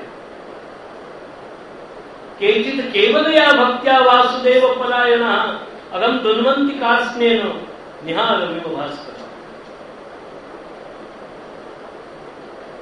ભગવાન એક જગ્યાએ કહે છે, નાહમ વસામિ વૈકુંઠે યોગીનામ હૃદયેન ચ મદભક્તા યત્ર ગાયન્તિ તત્ર તિષ્ઠામિ નારદ. મને પ્રાપ્ત કરવાનું સાધન ન જ્ઞાનમ ન ચ વૈરાગ્યમ પ્રાયશ્રેયો ભવેદ્ય. એટલે ભગવાનને પ્રાપ્ત કરવા માટેનો એક જ માત્ર સાધન છે અને તે છે અહીં બતાવેલું ભજન. અહીં બતાવેલું જે ભજન, અહીં બતાવેલી જે સેવા, અહીં બતાવેલું સેવન, અહીં બતાવેલી ભક્તિ એ જ ભગવાનને પ્રાપ્ત કરવાનું સાધન છે.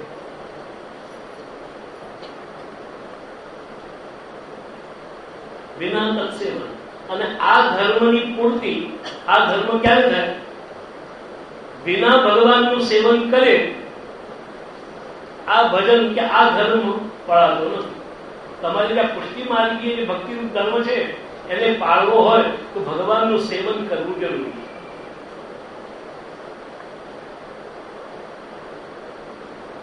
અમારા પુરુષ ભાઈઓને પૂછીશ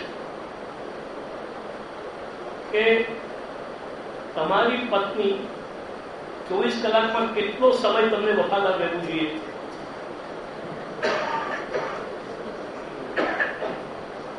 કોઈ પણ મને કહે 24 કલાકમાંથી તમારી પત્ની કેટલા કલાક કેટલો સમય તમને વફાદાર રહે તો તમને ગમે? અને એમાં જો 10 મિનિટ જો બાદ થઈ જાય તો ચાલે કે નહીં ચાલે?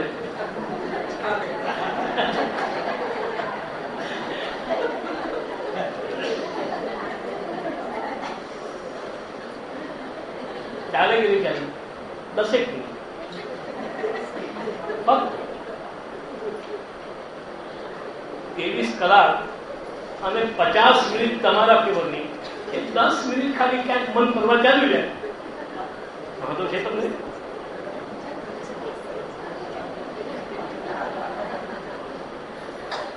તો તેવી રીતે ભગવાનના સેવન કરવાનું. સેવન કેવી રીતે? આવી રીતે કુર્યાત અહેતુકિમ ભક્તિમ સસ્ત્રિય સત્પતિમ યથા. એક આર્ય સન્નારી સ્ત્રી જે પ્રકારે પોતાના પતિનું ભજન કરે છે એ પ્રકારે આપ મારી ભક્તિ કરી ભગવાન કહે છે. તો તે વખતે ભગવાનનું સેવન એટલે શું? 24 કલાક એમાંથી કોઈ ક્ષણ ભગવાનના નામ વિનાની, ભગવાનના સ્મરણ વિનાની કે ભગવાનની વસ્તુ વિનાની હોવી ન જોઈએ.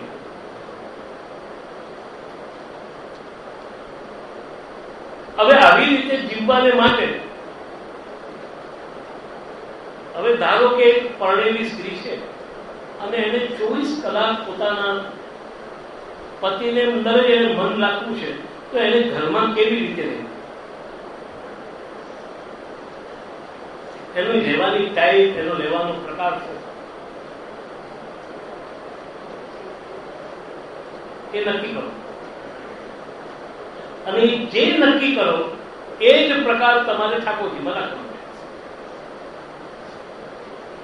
છે. એક પરણેલી સ્ત્રીએ 24 કલાક પોતાના પતિની અંદર વફાદાર રહેવા માટે અને પતિનું સેવન કરવાને માટે, પતિનું ભજન કરવાને માટે એને પોતાના ઘરમાં કઈ રીતે રહેવું, તેને ઘરમાં શું કરવું ને શું ન કરવું, બોલો. એને શું કરવું અને શું ન કરવું.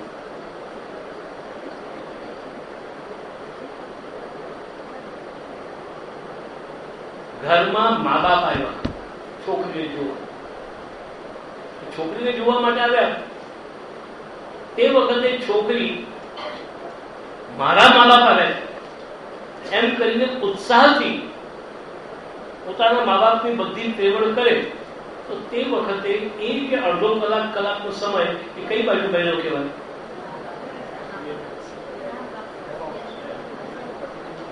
કોઈ બીજો છે કે ભલે માં છે બાપ છે. હંમેશા યાદ રાખજો કે પ્રેમ એક એવી વસ્તુ છે કે એ કોઈ પણ બીજી વસ્તુને સહન કરતી નથી. એ કોઈમાં કોઈ ચેતન પ્રાણી નહીં, અચેતન વસ્તુમાં પણ વસ્તુ સહન કરવા તૈયાર નથી.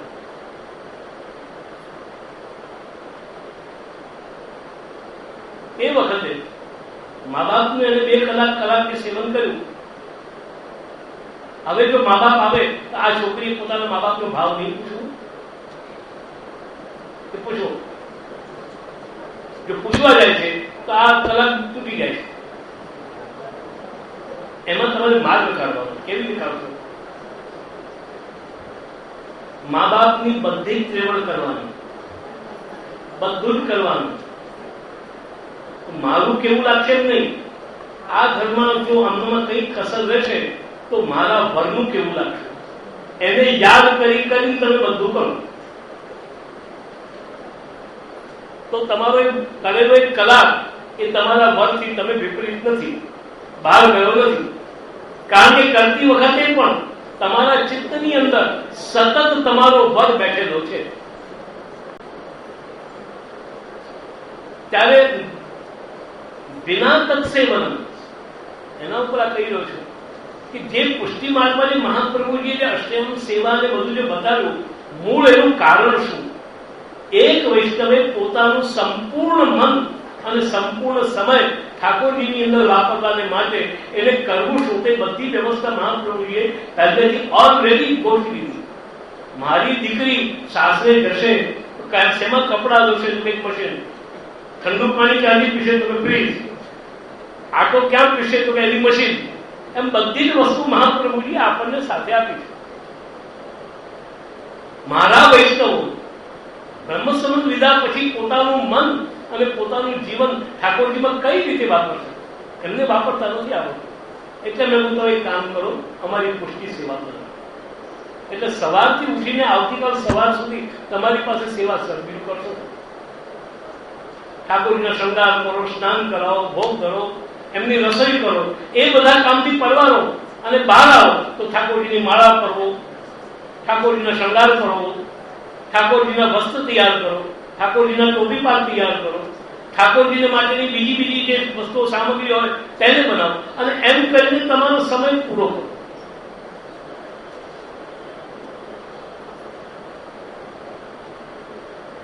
એટલે વિના તત્સેવન.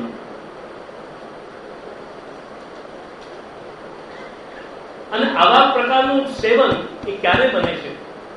24 કલાકનું. કોઈ પણ વસ્તુનું 24 કલાકનું સ્મરણ એ ક્યારે બને છે કે વસ્તુ ક્યારે પણ ખસે જ નહીં આપણા ચિત્તમાંથી.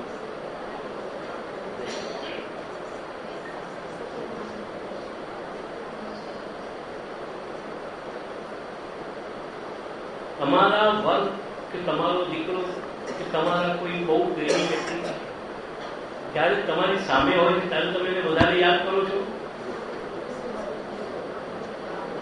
खुदा करे कि मजा इंतजार का न मिटे, मेरे सवाल का वह दे जवाब बख्शो.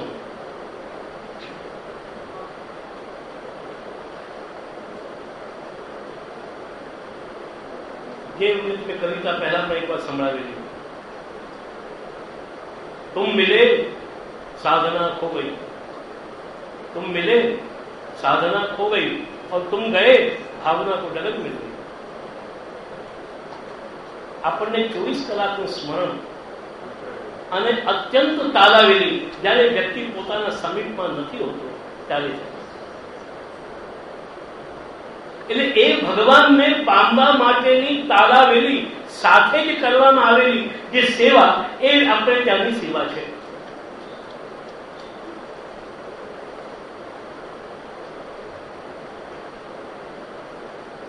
અત્યંત તાલાવેલી સાથે ભગવાનને પામવાની અત્યંત અભિલાષા સાથે એક તલસાવ સાથે જે કરવામાં આવેલું જે કંઈ પણ આપણે ભગવાન માટે કરીએ છીએ તે આપણી પુષ્ટિ સેવા છે.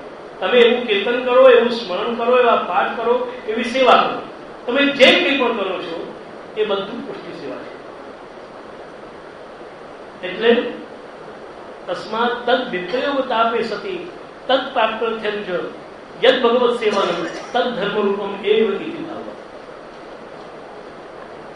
એટલે આવા જે વિપ્રયોગ તાપની અંદર રહી ક્યારે મને ભગવાનનો આવો સાક્ષાત્કાર થાય અને ક્યારે મને ભગવાન પ્રાપ્ત થાય, એવી એક તીવ્ર ભાવના સાથે જ્યારે ભગવાનની સેવા કરવામાં આવે છે ત્યારે એ કરાયેલી સેવા પણ ધર્મરૂપ છે.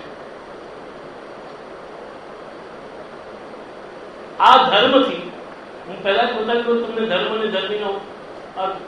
ધર્મ એટલે જેના આચરણથી ધર્મીની ઉપલબ્ધિ થતી હોય, ધર્મીની વ્યાપ્તિ થતી હોય.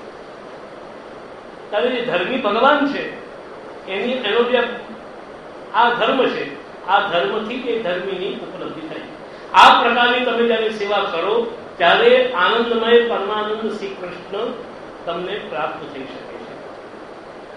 અને એટલા જ માટે શ્રી મહાપ્રભુજી અહીંયા સ્વસ્ય અયમેવ ધર્મ, હવે અહીંયા આવી વાત કે સ્વસ્ય એટલે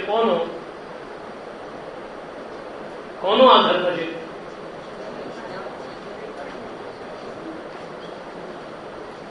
આ ધર્મ કોનો છે?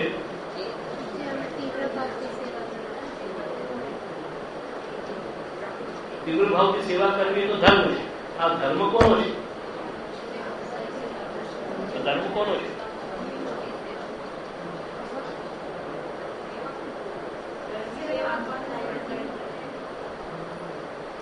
પરણવાની પાઘડી કોને પહેરવી? વરરાજા કોને કહેવાય? જે પાઘડી પહેરે વરરાજા, અને જે વરરાજા કોને તો પાઘડી કહેવાય. વરરાજા કોને કહેવાય? કોઈ પણ ઘોડા પર બેસેલો વ્યક્તિ વરરાજા કહેવાય એવું તમે માનો છો? પછી તમને કોઈ પણ ઘોડા વાળા ઘોડસવાર પર પોલીસ મળી ગયો તો તમે કહેશો કે વરઘોડો આવી ગયો. વરરાજા કોને કહેવાય? કેને પરણવું છે, મુદ્દાની વાત બોલ. જે પરણવાનો ઈચ્છુક છે, પરણવાની ઈચ્છા રાખે છે, તેવી રીતે આ કોનો ધર્મ છે? જેને અત્યંત ભગવાનને મળવાની તાલાવેલી છે એવા ભક્તોનો આ ધર્મ સસ્ય અયમેવ ધર્મ. જે લોકોને કેમે કરીને ઈશ્વરને પ્રાપ્ત કરવા છે, પરમાત્માને પ્રાપ્ત કરવા છે, તેવા જે લોકોનું હૃદય છે, મન છે, તેવા લોકોને માટે મહાપ્રભુ કહે છે કે સર્વદા સર્વભાવેન ભજનીય પ્રજાધિપ સસ્ય અયમેવ ધર્મ. તેવા લોકોને માટે આ ધર્મ છે. પણ જ્યાં સુધી આ દશા નથી તો તમારા બીજા દુનિયામાં ઘણા ધર્મો છે.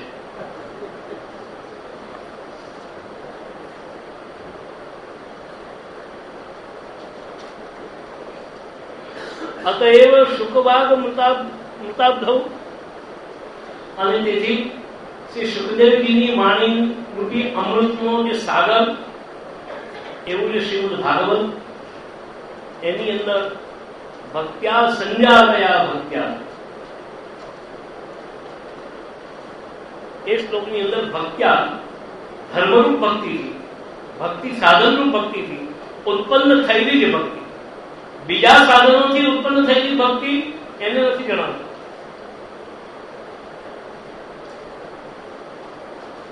જ્યાં સાધન અને ફલ આ બંને સ્વરૂપો જુદા પડતા હોય તે નહીં, યોગ, જ્ઞાન, તપ વગેરેથી શુદ્ધ થયેલા અંતઃકરણથી ઉત્પન્ન થયેલી ભક્તિને નહીં, ભક્ત્યા સંજાતયા ભક્તિ, ભક્તિ વડે જેનામાં ભક્તિ ઉત્પન્ન થઈ છે, ભક્તિ રૂપી આચરણ કરવાથી જેના હૃદયમાં પરમાત્માને માટે પ્રગાઢ પ્રેમ પ્રગટ થયેલો છે તેવું.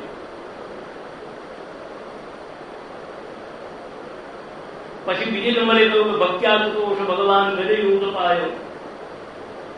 અષ્ટમ સ્કંદના પ્રસંગને લઈને ભગવાન ગજેન્દ્ર પર પ્રસન્ન થયા. શેને લઈને? એટલે ભગવાનને સંતોષ શેનાથી થાય છે? તેમાં શ્લોકમાં બધું ભક્ત્યાતુતોષ, ભક્તિ વડે સંતોષ પામેલા, ગજેન્દ્ર ઉપર સંતોષ પામેલા કે તે ખરેખર ભક્તિ. એક હૃદયની સાચી આરતીથી પોતાની હજાર મુસીબતોની અંદર પણ એને જયારે પરમાત્માને જયારે સ્મરણ કર્યું ત્યારે એ વખતે એ ભક્તિનો સ્વીકાર પરમાત્માએ કર્યો. પ્રિયતે મલયા ભક્ત્યા હરિ અન્યત્વિરમન. ભગવાન અમલા ભક્તિથી પ્રસન્ન થાય છે. અમલા એટલે જેમાં મલ નથી. અને મલ નથી એટલે કયા મલ નથી? ત્રણ પ્રકારના ભાવો, સાત્વિક ભાવો, રાજસ ભાવો અને તામસ ભાવો, જેની અંદર નથી એવી નિર્મલા. જે ભક્તિમાં સાત્વિક ભાવો પણ નથી, રાજસ કે તામસ તો નથી, તામસ ભાવ વાળી ભક્તિ એટલે પહેલા બતાવી ગયો છે. બીજાને મારવા માટે, બીજાને ત્રાસ આપવા માટે, અથવા તો દંભથી બીજાને છેતરવાને માટે કરવામાં આવેલી જે ભક્તિ એ તામસ ભાવ છે. આવી ભક્તિથી ભગવાન પ્રસન્ન થતા નથી. તમે અગર જો બીજાને છેતરવાને માટે પેલી જેમ કહેવત છે કે આરતીના આંટા કેટલા ઉતારવા. કોઈ દિવસ તમે કોઈ વલ્લભપુરને પ્રશ્ન પૂછ્યો કે જેથી મંગળાની આરતીમાં કેટલા આંટા ઉતારવા અને રાજભોગમાં કેટલા ઉતારવા, સંધ્યારતીમાં કેટલા ઉતારે, દરેકના આંટા જુદા જુદા. દરેક આરતીના આંટા કેટલા ઉતારવા? ત્યારે કોઈ માણસ એક સંતને પ્રશ્ન પૂછ્યો કે આરતીના આંટા કેટલા ઉતારવા, તો સંતે તરત જવાબ આપી દીધો કે જૈસી સંતન કી ભીડ તૈસી આરતી. પાછળ જોઈ જાવ કે કેટલા લોકો છે, અને જેમ લોકો વધે તેમ માથા વળતા જ.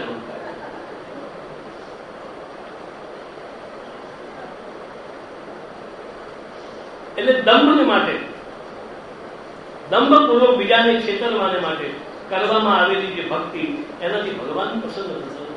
ભાઈ તારે કરવું તો કર, મારી સાથે કોઈ નિસ્બત નથી. તેવી જ રીતે રાજસ ભક્તિ કોઈ પણ પ્રકારના ફલને ઉદ્દેશીને, પોતાના ઇન્દ્રિયની તૃપ્તિને માટે, પોતાના ઇન્દ્રિય અને મનને ભરવાને માટે જે કરવામાં આવેલી ભગવાનની ભક્તિ. આજે ઠાકોરજીને શું અનુભવું? બોલો, આજે શું ઠાકોરજીને અનુભવું? આપણે નથી કરીએ વૈષ્ણવ. આજે ઠાકોરજીને શું અનુભવું? ઘણા દિવસથી સમોસા. હવે તમે જે ઠાકોરજીને સમોસા અરોગાવ્યા પછી તમે ઠાકોરજીને પૂછો ને મોડું જુઓ તમે, ઠાકોરજી પસંદ છે કે નહીં? આજે ઠાકોરજી બહુ પસંદ છે, કેમ? આજે સમોસા ભરે છે. ઠાકોરજી બચારા કે હું મોડું હસું નહીં તો કરું છું, હું હસું નહીં તો કરું છું, મારે હસે જ છું. કારણ કે આજની એટિકેટ તમને અંદરથી રડવું પણ આવે ને તો એ મોઢાને હસવું રાખો, સ્માઇલિંગ ફેસ રાખો. તમે કઈ પણ વાત બોલો પણ મોઢા પર તમે સ્માઇલ રાખો. બિચારા ઠાકોરજી હસે જ છે, પણ ખરેખર ઠાકોરજીને જે હસવું આવ્યું એ તમારા પર હસવું આવ્યું. તમે પૂછવા જાવ કે જે આજે પ્રસન્ન છો કે નહીં, ઠાકોરજી તું પ્રસન્ન છે કે નહીં? હું ખાઉં કે નહીં ખાઉં, પણ સમોસા બન્યા એટલે તું પ્રસન્ન છે કે નહીં? ખરેખર આપણે જે આ ઠાકોરજીને આજે સામગ્રી અનુગાવી છે એની અંદર મૂળ તો આપણા મનની અંદર જ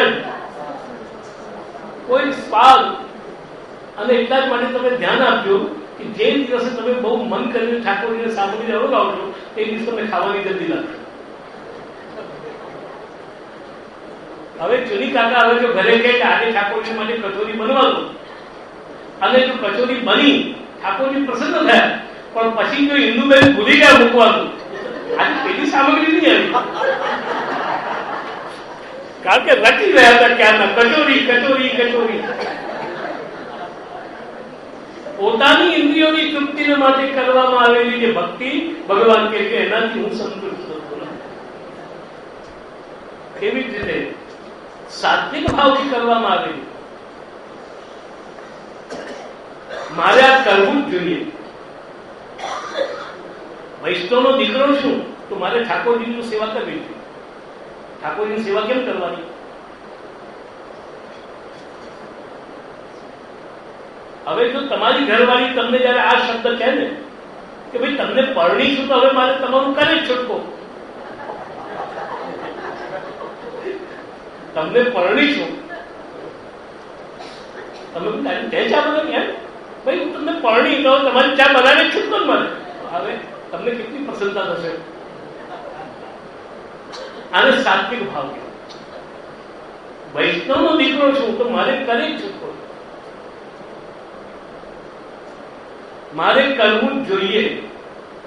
એટલા માટે જે કરવામાં આવેલી ભક્તિ કર્તવ્ય સમજીને, ત્યારે ભક્તિ એક કર્તવ્ય પણ નથી, કોઈ યાદ રાખજો. કારણ કે ભક્તિનો અર્થ જ પ્રેમ થાય છે, અને પ્રેમ ક્યારેય કર્તવ્ય નથી હોતું.